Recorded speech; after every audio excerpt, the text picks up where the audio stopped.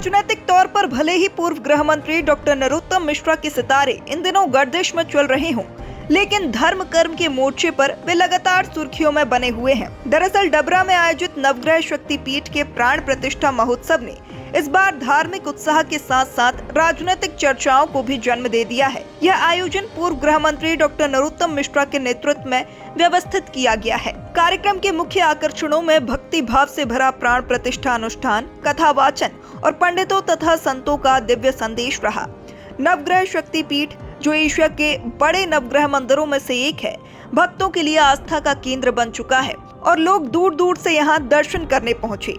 समारोह में पंडित धीरेन्द्र कृष्ण शास्त्री ने उपस्थित जनसमूह से संवाद करते हुए कहा कि यह स्थान जीवन में अनुशासन और सकारात्मक दिशा देने वाला है।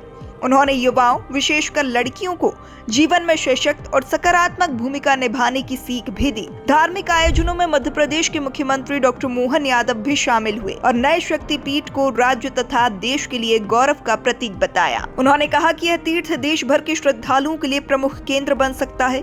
इस भव्य आयोजन में प्रसिद्ध कवि कुमार विश्वास, संत दाती जी महाराज, केंद्रीय नेता ज्योतिरादित्य सिंधिया, प्रदेश भाजपा अध्यक्ष हेमंत खंडेलवाल, मंत्री कैलाश विजयवर्गीय और अन्य दिग्गज शामिल रहे। बॉलीवुड अभिनेता आशुतोष राणा ने भी इस कार्यक्रम की प्रशंसा करते हुए कहा कि यह आयोजन न केवल धार्मिक रूप से महत्वपूर्ण है, बल्कि सामाजिक स्मृति के रूप में अमर रहेगा।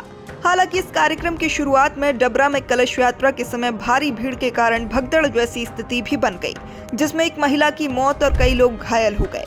इस घटना को लेकर सुरक्षा व्यवस्था और आयोजन प्रबंधन पर भी सवाल उठ रहे हैं। राजनीतिक गुरुओं की माने तो नरोत्तम मिश्रा वर्तमान में ना तो सत्ता में है और ना ही किसी बड़ी संगठनात्मक जिम्मेदारी में है। ऐसे में इस धार्मिक आयोजन को कुछ लोग उनके राजनीतिक सितारों को फिर से बुलंदी पर ले जाने की कोशिश के तौर पर भी देख रहे हैं।